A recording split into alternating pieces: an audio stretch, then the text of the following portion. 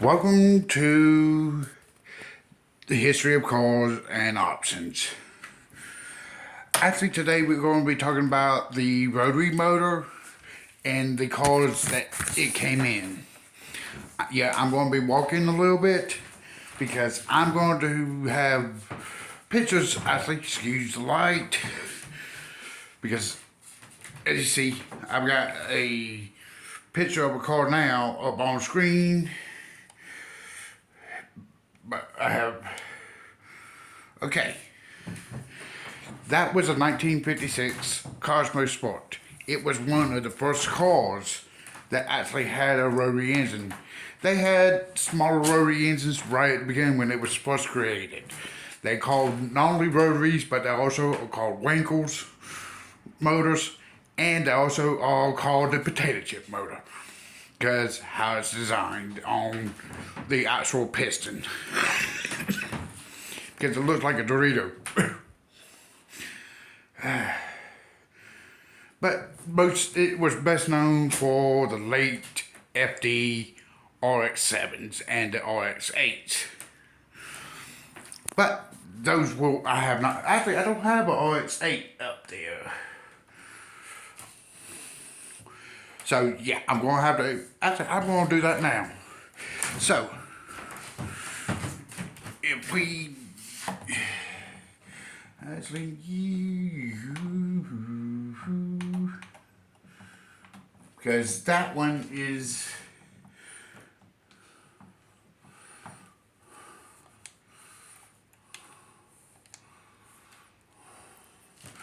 I'm going to have to put you up like this for right now.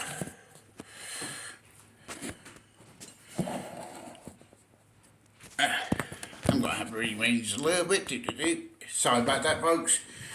And excuse the light, because that's the only light I actually have.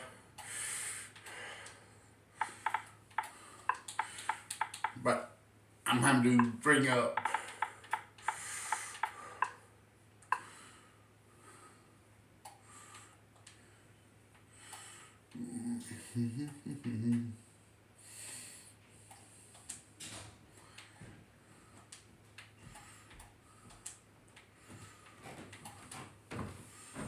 okay.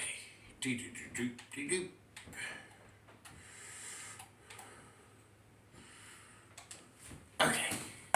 Now, I've got it all set up. Been setting up.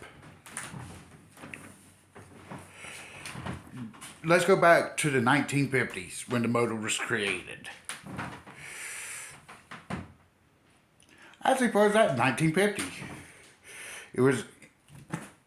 It was actually designed and built by a guy named Felix Wankel, of course. I should remember last name because the name of the motor as well. I'm like I said, I have something I wrote, and the first one was a 0.4 liter motor, so it wasn't really big. It didn't have a lot of displacement, and they also had, and they actually went up to a 2.6 liter, which was in the RX-8.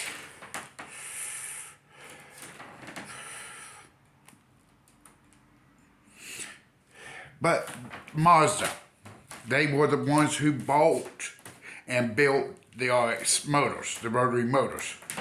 They started off with the, let's see, get it right. Started with that one, the Cosmo Sport. Beautiful, beautiful car. You won't find them in the United States, but if you go to Japan, you'll find them in their antique cars from the 1960s. But that was actually a 1967 right there. And that one had a 1 liter rotary motor, or a Wankel motor. Then along came our next big motor, big car, which is the RX-3. The RX-3, it was actually a car that was in the United States a lot more.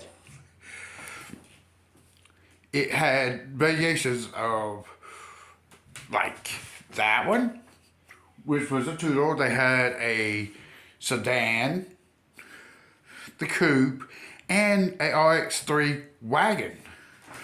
That was actually, that particular body of cars was round from what?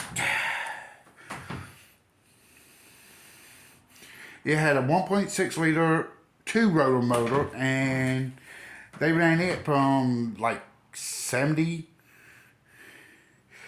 to like 78 when the RX-7 came out. But during the time they also had another Mazda motor car.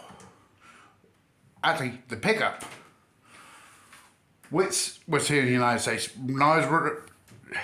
That one not as popularly known, but they also had, I think it is this one.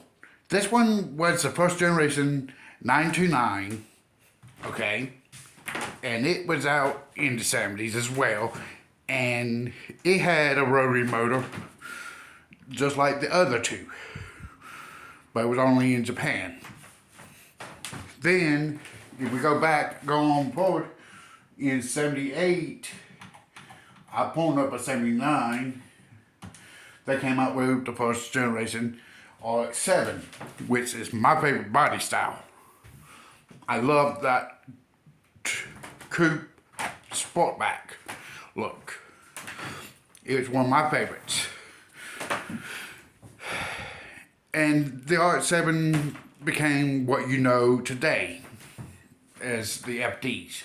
But this one was still carbureted, just like the following generation, which is called the FB, which is second generation. The other one was a SC, not FB. This is an 80s body style through the early 80s.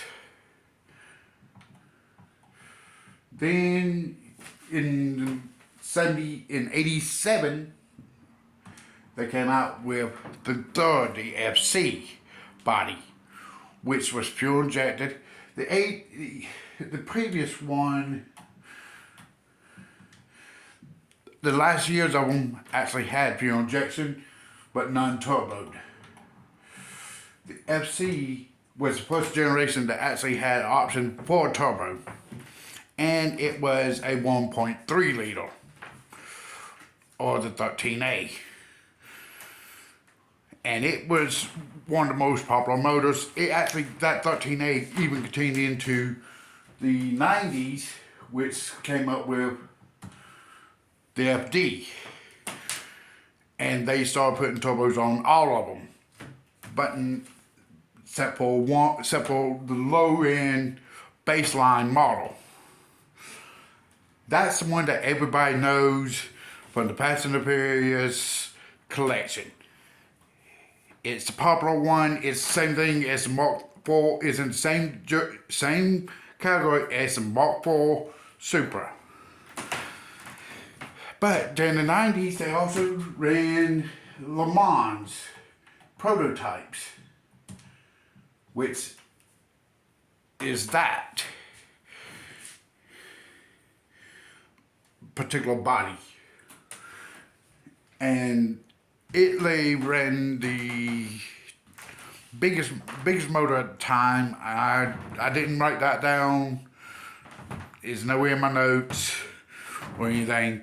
But that was their Le Mans prototype series. That's actually won a few races back in the day. Then they discontinued the motor in 2002 in America. They discontinued the RX-7 in America a few years, like 98 was the last year of the RX-7 in America. but they kept it in Japan until 2002. In 2002, they took the RX car FDs off the market and shut down rotary engines, but you can still buy them, and you can put them in like your Mars Miatas or whatever, which is a good race setup, I think, if you get the right build.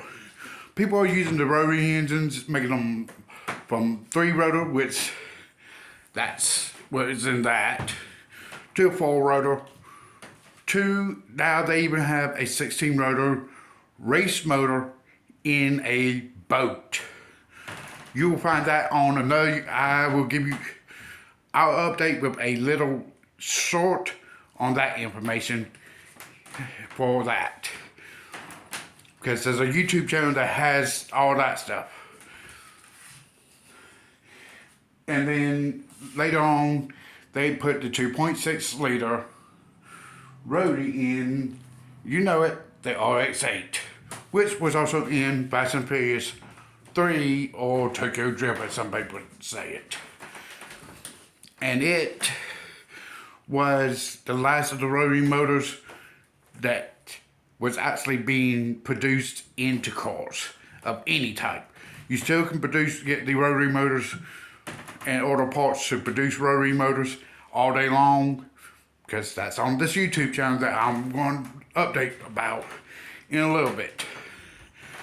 They are, but the biggest problem is all rotary motors have is certain seals that's on the actual piston, which actually ain't a piston, the Dorito keeps messing up.